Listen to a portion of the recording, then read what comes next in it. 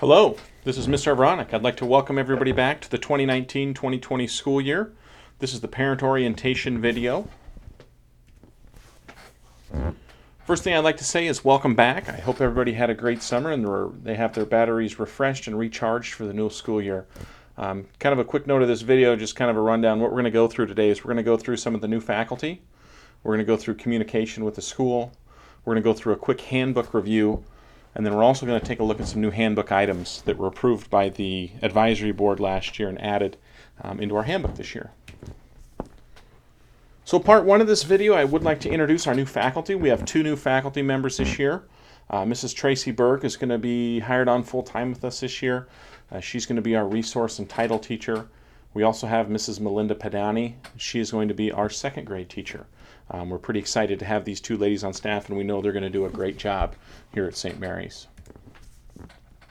The second thing I'd like to go over is communication with the school. We've made a couple different changes in communication that I wanted you to be aware about. That first big change is we made a switch this summer from Remind to Flocknote for our all-school communication. Again, we switched that this summer. Flocknote is very similar to Remind. It's an online program or an app that allows for text and email communication between the users. We use it here at St. Mary's as a quick way to get information out, snow days, early out for heat, general reminders, stuff like that. I have about 200 accounts that have signed up on the Flocknote so far. If you're one of those people that have not signed up for Flocknote yet, I highly encourage you do so.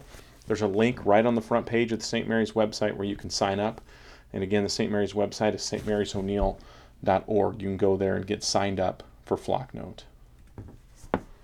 The second part of communication I wanted to take a look at was our school calendar. Again, our school calendar is kept current on the school website.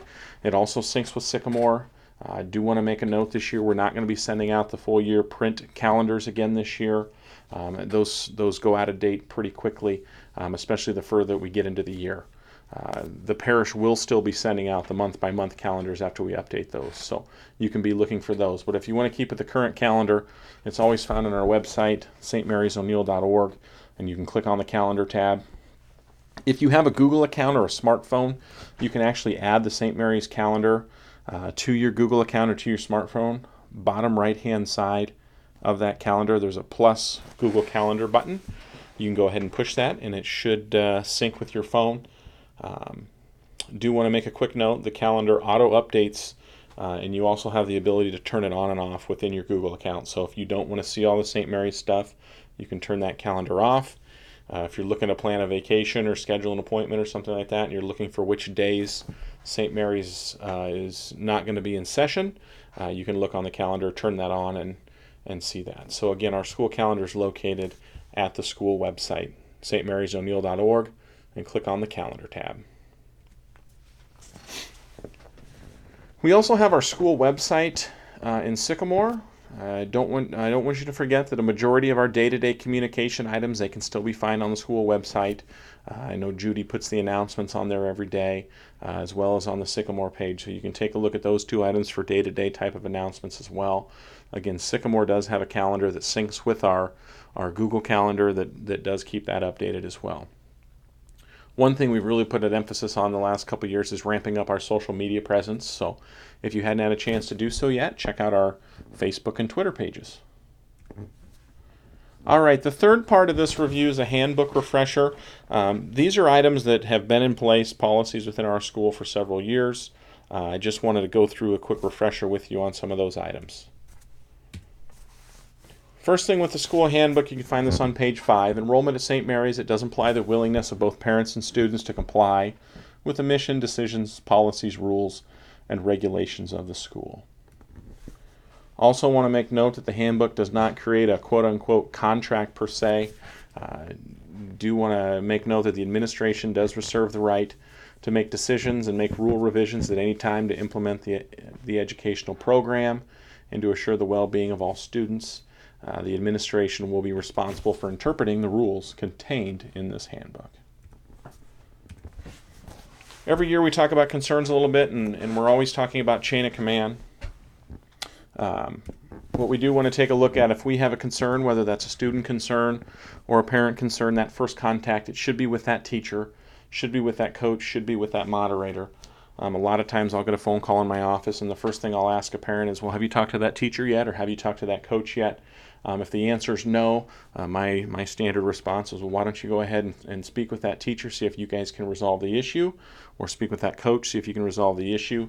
If you can get that issue resolved, great. If not, come back and talk to me.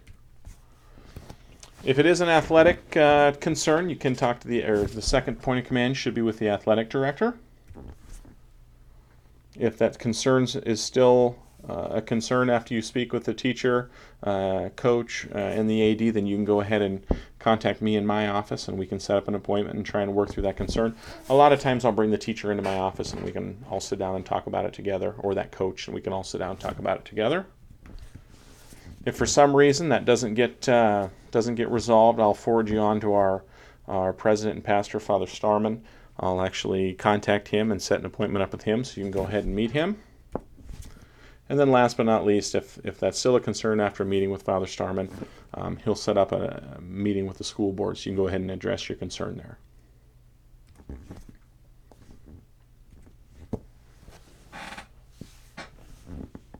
All right, our Sycamore.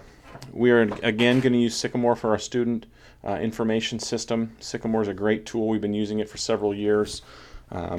Everybody should have a login to Sycamore. For some reason you don't have a login, go ahead and contact the office. We can get you your login, username, and password.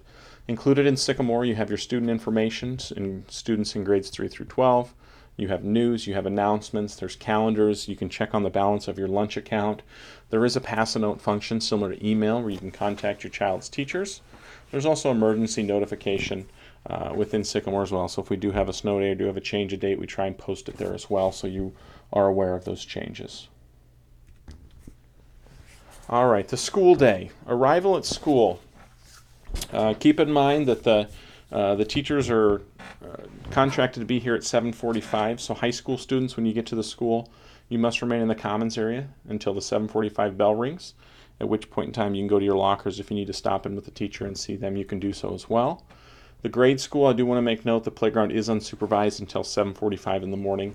Parents, please don't drop your students off before 7:45 and send them to the playground because, again, that playground is unsupervised and we wouldn't want any incidents to happen.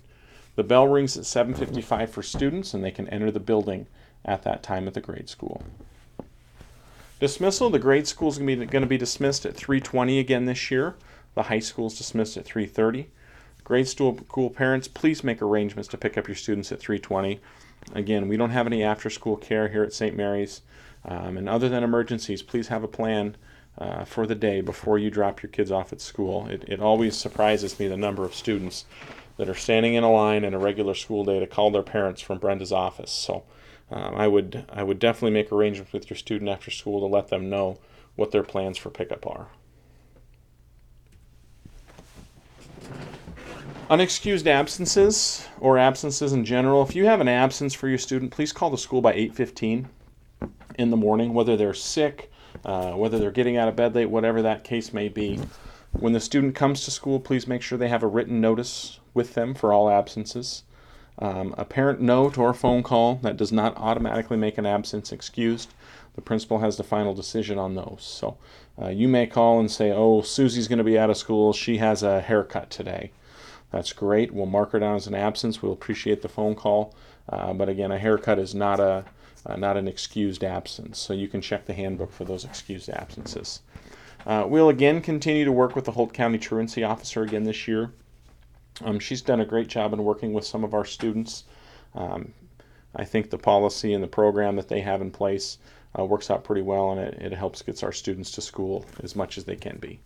And again, excessive absences, we consider that 20 unexcused absences, and if that happens to be the case and happen that way, we do end up withholding credit from the student. Absences and activities. So let's say we have a junior high or high school student who's in activities. If you're absent for the day, let's say it's an unexcused absence, or let's say you check out due to illness, there's no participation in the activity that day. If for some reason we have an unexcused absence the day before an activity, you're not going to be able to participate in that activity the day after the event as well. So we want to make sure that those absences are are justified, and we want to make sure that we're being at school as much as we possibly can. Excessive school closures. We follow the Nebraska NDE Rule 10, which is the operation of accredited schools. St. Mary's is accredited through the state of Nebraska. They're also accredited through Advanced Ed Education. Through the state of Nebraska, that Rule 10 states that we need to have 1,032 hours of instruction in our grade school, and it also requires us to have 1,080 hours of instruction in our high school. And if for some reason through different breaks and snow days, and maybe we'll qualify a team for state and have a couple days off there, if for some reason we start calculating, we get to the end of the year and we're not going to have those required hours, we do need to make some of those days up. We can do that by either maybe taking a day off of a break, or extending the school year, or extending the school day. Several different options to do so to get those hours in. And this has happened as recently as the 2016-2017 school year. We did have to make a day up at the grade school that year. So if we do make the determination we're not going to hit our hours, we will make days up as needed. School liturgies. The first all-school mass is going to be Wednesday, August 28th, and that's going to be at 8:10 in the morning. Our school liturgies are typically held on Wednesdays at 8:10 a.m. And again, families are always welcome and encouraged to attend us in those school liturgies if they can. So if you can make it, we'd love to have you celebrate the liturgy with us. School pictures. School pictures is going to be that first Friday of school, Friday, August 23rd. School Picture Day is not a Cardinal Pride Day or a dress-up day, uniform day. It's just whatever you want to wear for your school pictures, you can wear to school that day, and you can wear that for the entire day to kind of minimize those distractions. Ladies, again, no tank tops in your school pictures, bare shoulders, etc. Lunch guidelines. Students cannot have fast food dropped off in lunch. It is against the regulations of the federal lunch program that we follow. Students are not allowed to leave the premises for lunch without verified permission of their parents and the administration. And again, students may not ride with other students or other students' parents during the lunch hour. Lunch accounts. Again, you can find your lunch account balance on Sycamore. Prompt payment of your lunch accounts is expected. And again, if you check your balance on Sycamore, that'd be great. Free and reduced lunch, if you qualify for that. Free and reduced lunch does not include seconds. There is a cost to that. And then students of families with unpaid lunch bills in amounts greater than $50, they're required to bring their lunch from home until the family's lunch account is in compliance with the policy. So Brenda manages our school lunch account. She does a great job when you get to approaching that $50. She sends a letter home notifying you of where your lunch account is, and making sure that we can get payments sent into the school so you can keep your lunch account current.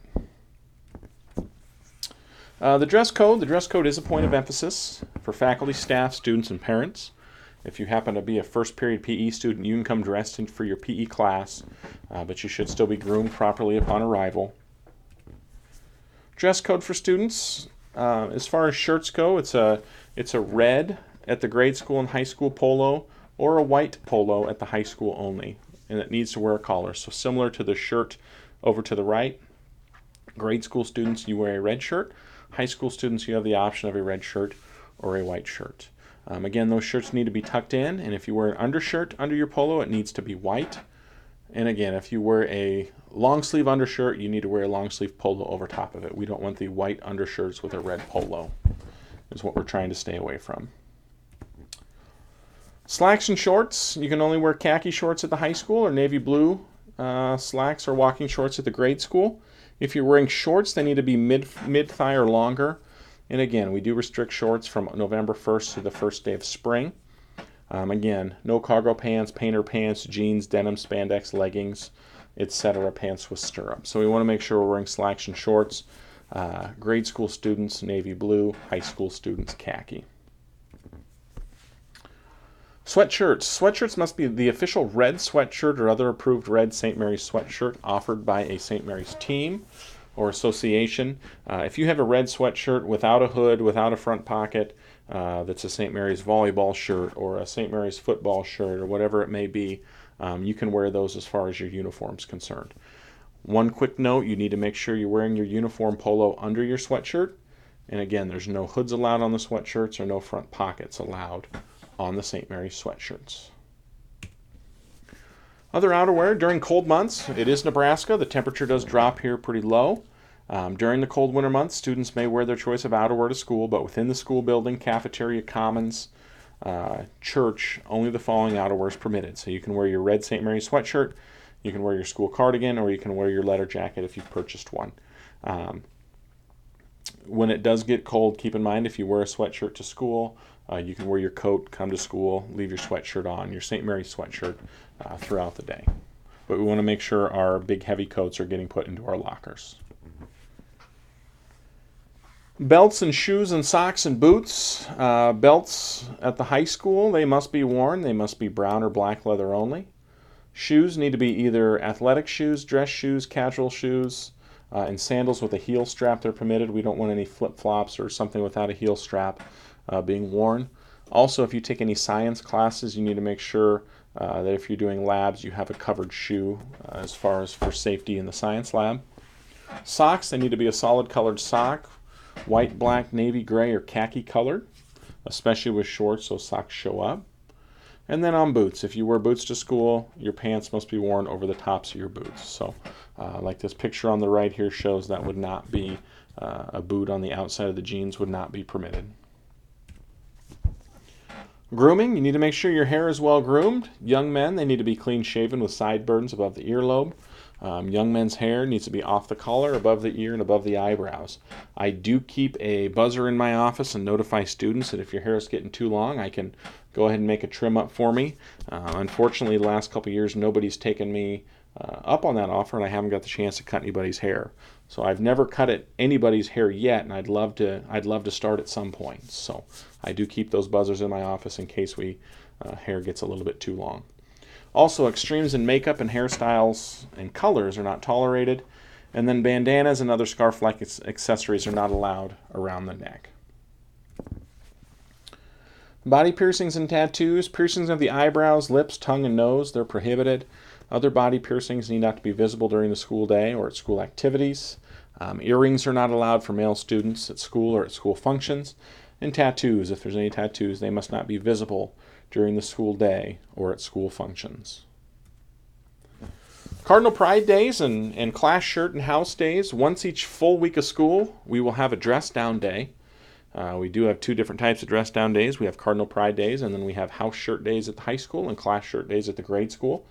On Cardinal Pride Days, students may wear jeans or jean shorts along with a St. Mary's shirt that celebrates a St. Mary's school or one of its organizations. The shirts must be red, white, black, or gray. And then also we have our house or class shirt days where your house shirt or your class shirt may be worn along with jeans. Those days will be notified on the announcements, and they'll also be notified on the school calendar.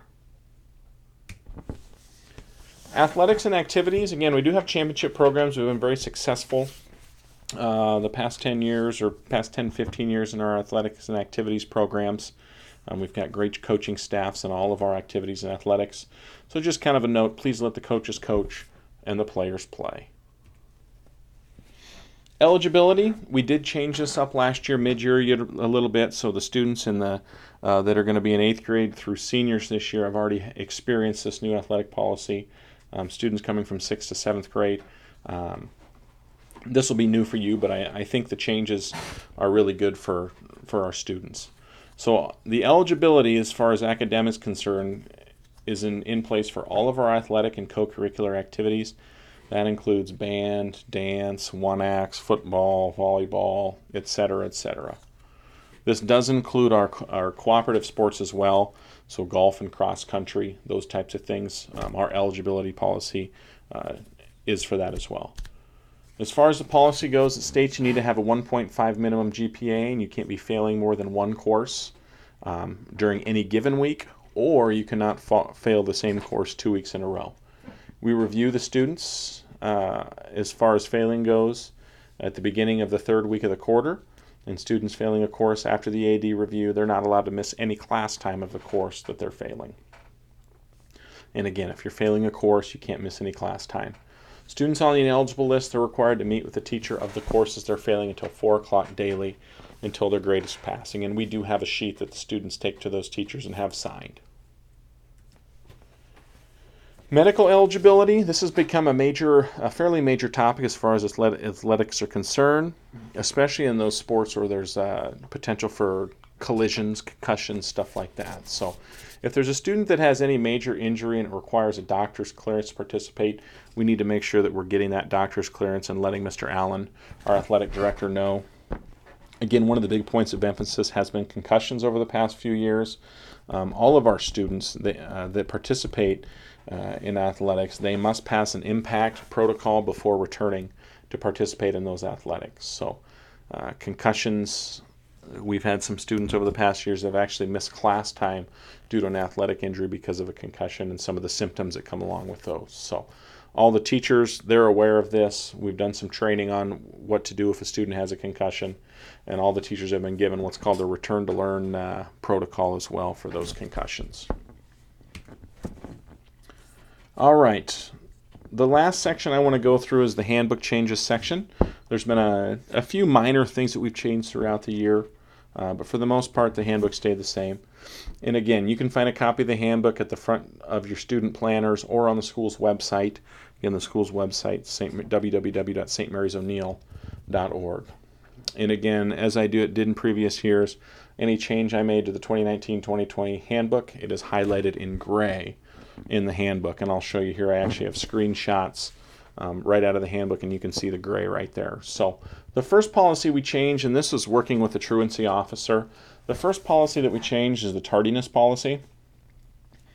Again, students still need to arrive at school prior to the 8 o'clock bell. They need to be in their classroom when the 8 o'clock bell rings. If students are tardy to school, they need to report to the office, sign in, present the excuse, and receive the admit slip. That part of the policy didn't change. Junior high and high school students will serve a tardy detention after school the same day that they're tardy.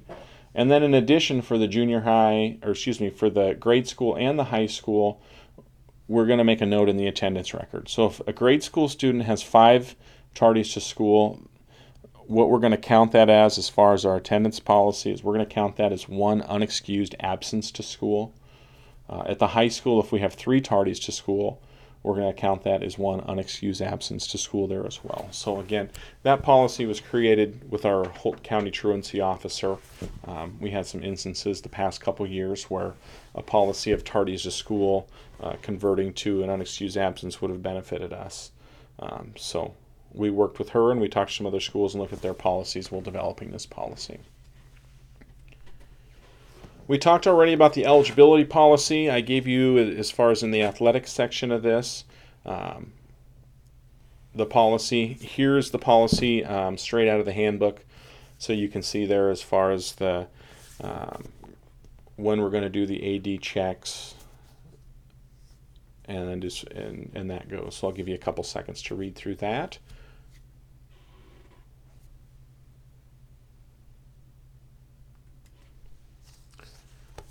The next one, I highlighted it in gray. It's not necessarily a change, but it is going to be a point of emphasis for me this year. I've been noticing at our sporting events over the past couple years that we have a lot of kids, especially in volleyball and our basketball games, kind of running around the hallway unattended. I do want to make note, this was in our handbook previously, but again, I wanted to make light of it. I wanted to make this a point of emphasis this year. So again, what the policy states is parents of students in grades K through 3, they must attend games with their children and have them sit with their children at the game or the event. So if you bring a kindergarten through 3rd grader to a game, make sure that student is sitting with you at the game or event. Please don't leave your children unattended at these games, or please don't drop your children off unsupervised at these games. If you have a student in 4th through 8th grade and they're attending the games or the events, they need to be either seated with their parents or in the student section. Everyone attending the game should be in the gym or in the commons area. All other areas, especially volleyball, basketball games, stuff like that, including the 2nd floor, parish hall, stairwells, outside, they're considered off-limit areas for students. So students in these off-limit areas, they're otherwise behaving inappropriately, and they will receive disciplinary consequences. However, do want to make a note here, school personnel, they're not here to act as babysitters while you enjoy the game or event. So we every game or event, we have several school personnel working. We've got people taking clock, we've got people taking book, we've got people taking tickets, we've got people working with concessions and stuff like that. So again, those people have other jobs that they're working on. Those people aren't here to supervise your child. So again, wanted to make it a point of emphasis this year that if we bring our children to games, and we encourage kids to come to games, we want to make sure that they're in the stands, cheering on, learning how to become a good Cardinal fan. Marion Award, made a quick change to that. The Marion Award in the past has been given to one boy and one girl. Past few years, we've been talking about making this change, and we finally made the decision to make it at our advisory board this year. What we're going to do is we're going to award it up to 2 students in the senior class. So it could be 2 males that receive the award, 2 females that receive the award. It may potentially be, depending on the class, we may have just 1 student receive the Marion Award. And then another quick note, we added this in. If we have an undisclosed incident that occurs before graduation that would normally disqualify the awarding student, the Marion Award will be revoked after the school year. So let's say a student receives the Marion Award and it comes out in the summer that the student did something that they would definitely not have received the Marion Award for. We do have the capability to revoke that Marion Award. A couple quick reminders before we wrap up this video. We will have a back to school night. That's going to be Tuesday, August 20th from 5 to 6. You can come in, grab your packets, meet your teachers, see your classroom, stuff like that on that evening, so we'd love to see you there. We do have our first day of school on Wednesday, August 21st, and we do have a 1:30 dismissal that day. Student activity pictures, they sneak up on us pretty quick. Those are going to be on Friday, August 23rd. We also have our Grace and Gratitude potluck scheduled for Saturday, August 24th. We're going to have our Mass at 5 o'clock with a potluck to follow, so be looking for more information on that. And one of the final things, if you haven't signed up for the Flocknote yet, make sure you get signed up. There's a link on the front page of the St. Mary's website in order to sign up. And again, if you do have any questions, feel free to contact my office. My office phone number is 402-336-4455. You can also contact me by email. I typically check email a couple, 2-3 times throughout the day, and then in the evening I check email as well. So my email is just my name, chevronik@smcards.org. And again, I'd like to welcome everybody back to the 2019-2020 school year, and I can't wait to see you guys here next Wednesday, and I'd like to wish everybody a great school year.